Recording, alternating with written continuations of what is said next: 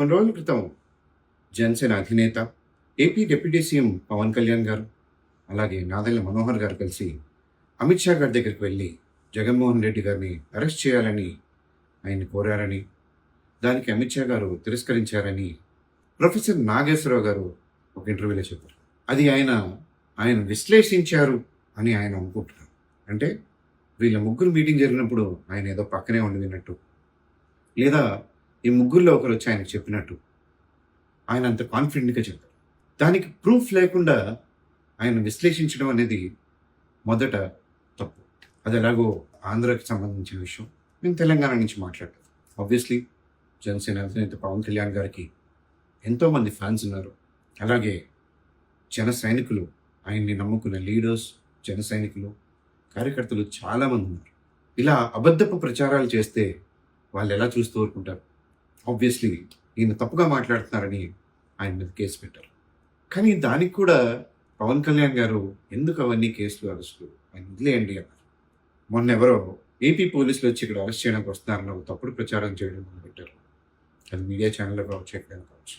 దాని తర్వాత ప్రొఫెసర్ నాగేశ్వరరావు గారే స్వయంగా నాకు ఎవరి నుంచి కాల్స్ రాలేదు, నన్ను ఎవరు అరెస్ట్ చేస్తానని చెప్పలేదు, నేను నార్మల్గా ఏదో తెలంగాణ పోలీసుతో కలిశాను, అది ఏపీ పోలీసులు అనుకుని భ్రమపడి కొంతమంది న్యూస్ ఛానల్స్ దాన్ని టెలికాస్ట్ చేశాయి అని చెప్పి నేను అన్న మాటల్ని విత్డ్రా చేసుకుంటున్నాను. అలాగే జనసేన కూడా నా మీద ఇచ్చిన కంప్లైంట్స్ని విత్డ్రా చేసుకుంటున్నారని చెప్పి ఆయన క్లియర్గా స్పష్టంగా చెప్పడం జరిగింది. సరే, అంతా అయిపోయింది కదా, బాగానే ఉంది, ఎవరు పనులు చూసుకుంటారు అనుకున్నప్పుడు నిన్న సడన్గా ప్రెస్ క్లబ్లో, సోమాజిగూడ ప్రెస్ క్లబ్లో కొంతమంది జర్నలిస్టులు అనే వాళ్ళతో ఆయన కూర్చుని ప్రెస్ మీట్ పెట్టడం జరిగింది.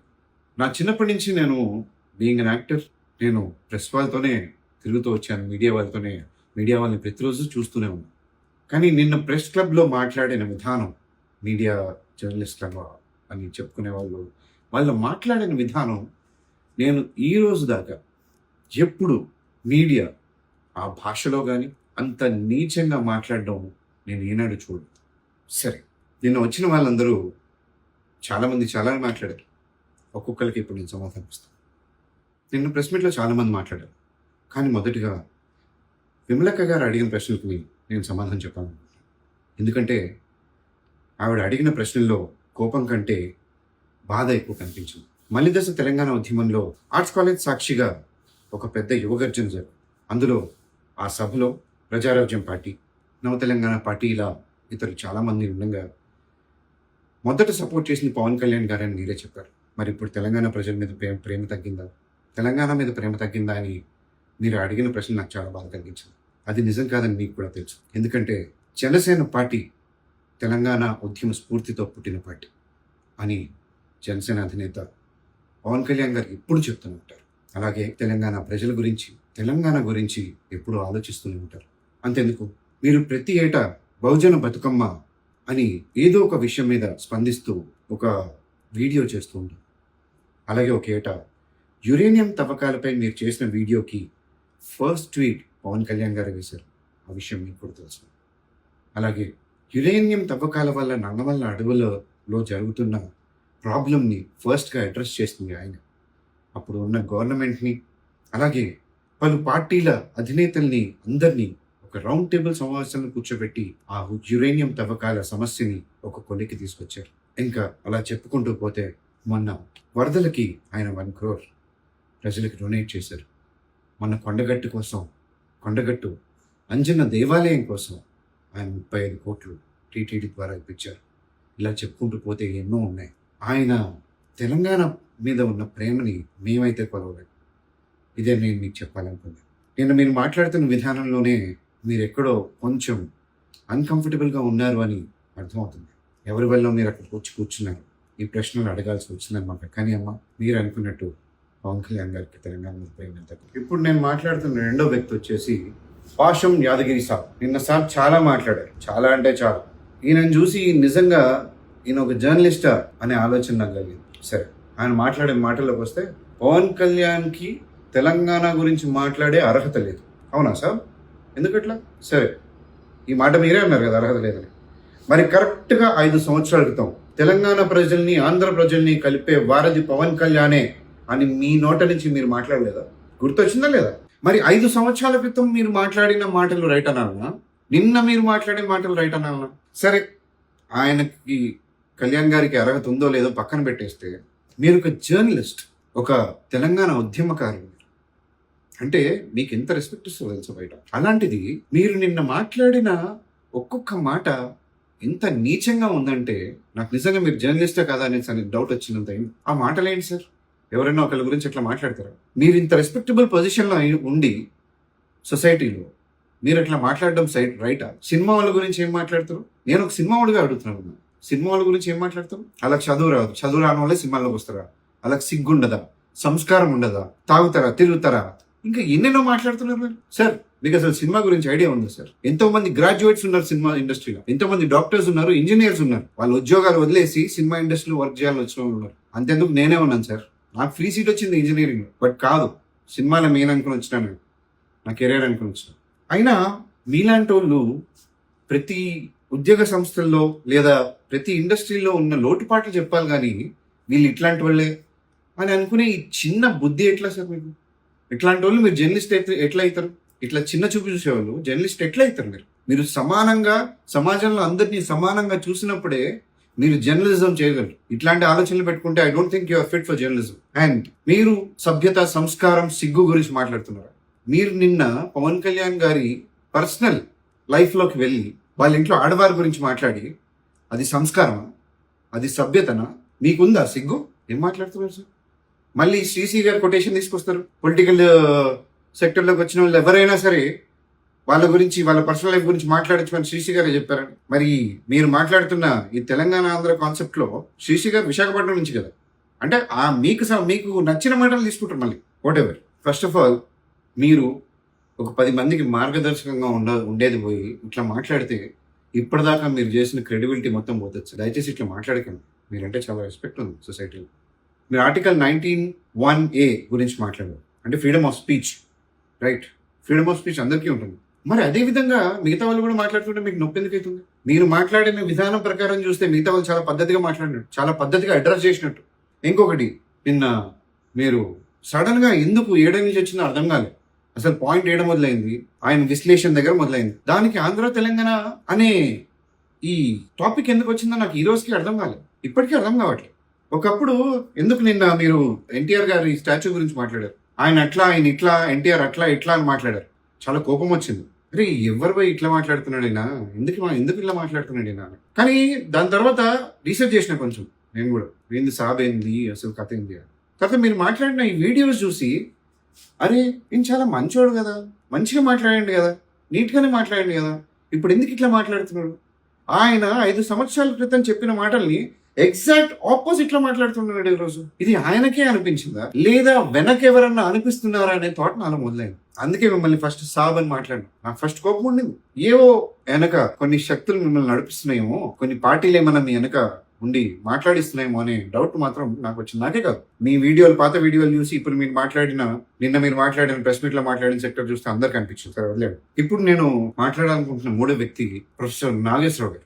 సార్, మీరు విశ్లేషణ అంటారు. విశ్లేషణ అని మీరు ఎక్కడి నుంచి ఒక ప్రూఫ్ లేకుండా, దానికంటూ ఒక సంబంధం లేకుండా నేను ఎక్కడో విన్నాను అని మాట్లాడేది ఏ విధంగా విశ్లేషించడం నాకు చెప్పండి. You being a professor, you have taught lots of children, lots of students, lots of kids. మీరు వాళ్ళకి మీ సబ్జెక్ట్ చెప్పేటప్పుడు ఇట్లా అవుతుంది, ఇట్లా అవ్వచ్చేమో, ఇట్లా అవుతుందేమో అని మాట్లాడతారా?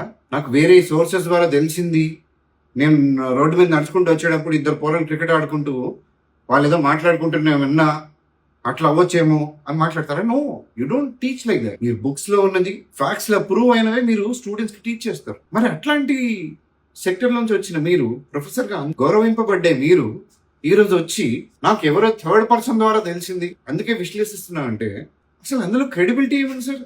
ఇంకా ఆ విధంగా చూసుకుంటే మీ విశ్లేషణ క్రెడిబిలిటీ ఏముంది? We can stop listening to you totally. Just ఏదో యూట్యూబ్ పెట్టుకున్నాము, దానికి ముందు కూర్చున్నాము, ఏదో పడితే అది వాగినాము అనేది కాదు కదా విశ్లేషణ అంటే. మీలాంటి ప్రొఫెసర్ అనే ఒక ట్యాగ్ ముందు పెట్టుకున్న వాళ్ళు ఎంత జాగ్రత్తగా మాట్లాడాలి, ఎంత ఆచితూచి మాట్లాడాలి. మీరు మాట్లాడే వాటికి సమాజంలో ఎలాంటి రిపర్కషన్స్ ఉంటాయి, ఎలాంటి సిచ్యువేషన్ జరుగుతాయని మీరు ఎంత ఆలోచించి మాట్లాడాలి. నో, మీరు కూడా చిన్న 14 years 16 years కిడ్స్ లాగా అన్మెచ్యూర్డ్ పిల్లలు ఉంటారు కదా, ఏది పడితే అది మాట్లాడతారు, అట్లా మాట్లాడతారు. ఇంకా వాళ్ళే best, they are talking more sensible నా మీకంటే. కళ్యాణ్ గారు మీ కులం గురించి మాట్లాడారని ఏదో టాపిక్ తీసుకొచ్చారు. అసలు ఎక్కడి నుంచి వచ్చింది సార్? ఆయన మాట్లాడిన దాంట్లో మీ కులం గురించి ఎక్కడ మాట్లాడారు?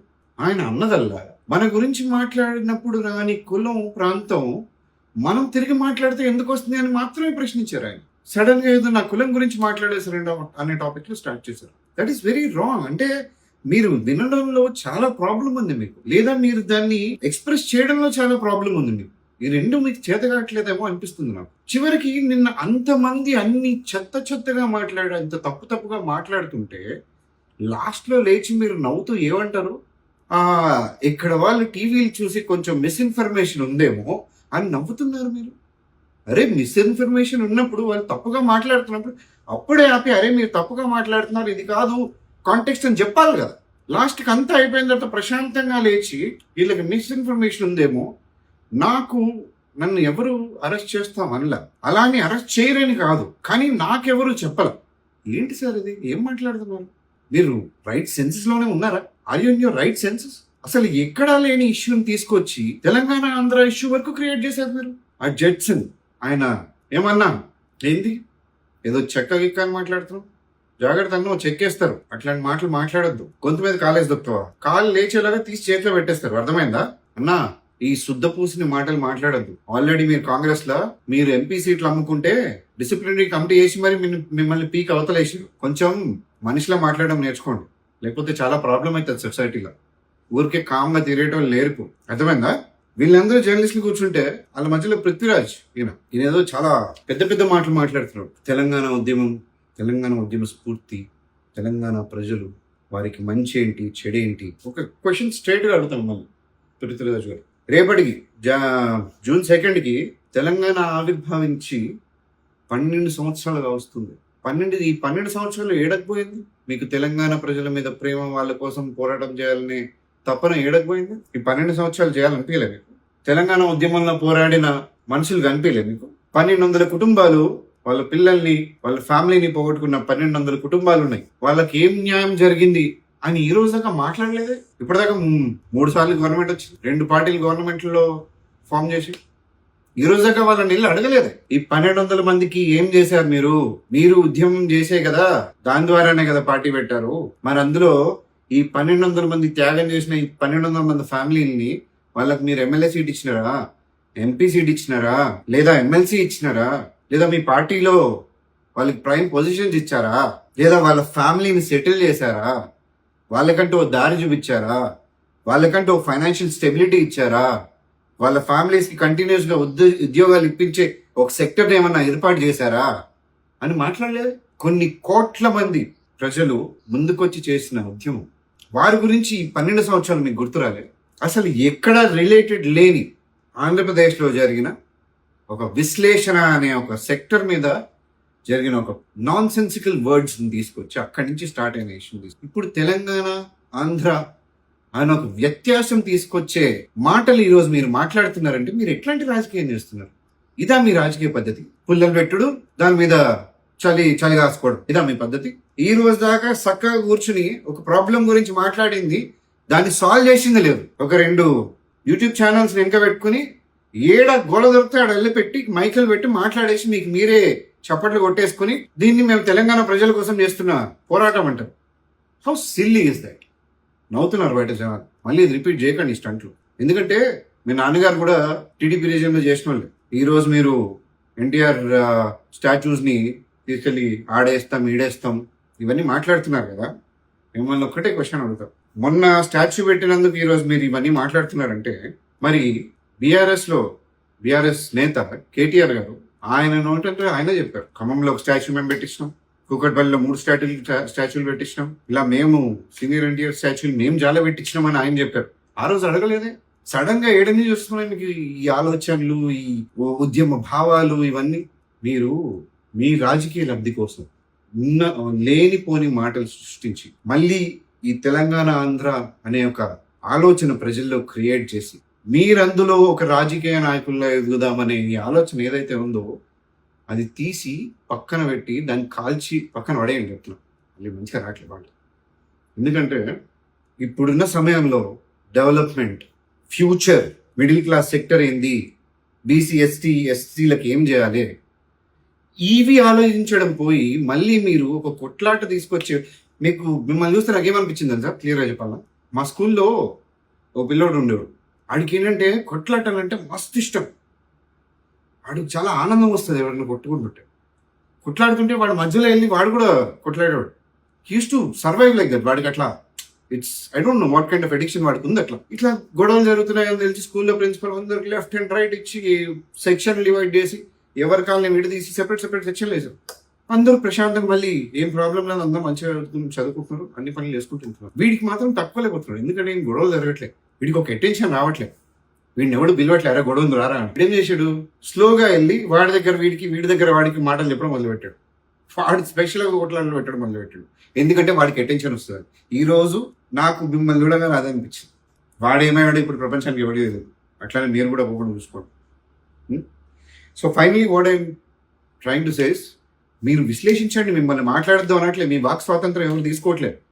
Journalist are the most important pillars of the society. మీరు మాట్లాడాలి, మీరు మాట్లాడితే తప్పేదో రైట్ అని తెలుస్తుంది. కానీ మీరు కూడా మాట్లాడేటప్పుడు తప్పేదో రైట్ ఏదో ఆలోచించుకుని మాట్లాడండి. ఏ రాజకీయ పార్టీ లబ్ధి వల్లనో, ఎవరో వెనకుండి మాట్లాడిస్తున్నారనే ఒక సెక్టర్ వల్లనో ఇవి చేయకండి. బికాజ్ జర్నలిస్టులు అంటే అందరికీ సొసైటీలో చాలా చాలా చాలా రెస్పెక్ట్. ఇలా ఫ్యూ ఇడియోటిక్ థింగ్స్ వల్ల జనాలకు ఆ రెస్పెక్ట్ పోయేలా చేయకండి. అండ్ ఇంకొకసారి I want to say clearly, మా జనసేన అధినేత చాలా నిక్కచ్చైన నిజాయితీ అయిన మనిషి. ఆయన ఈ స్కామ్ చేశాడు, ఆ పని చేశాడు, ఈ తప్పుడు పని చేశాడని ఏ రోజు రాదు. అందుకే ఒక రాష్ట్రంలో కుల వివక్ష తీసుకొస్తున్నారు, ఇంకో రాష్ట్రంలో ప్రాంతీయ వివక్ష తీసుకొస్తున్నారు. మీరు చేయగలిగిన రాజకీయాలు ఇవే. ఎందుకంటే జనసేన తరపు నుంచి మీకు ఒక్క తప్పు కూడా కనిపించదు. జనసేన అధినేత పవన్ కళ్యాణ్ గారి తరపు నుంచి మీకు ఒక్క తప్పు కూడా కనిపించదు.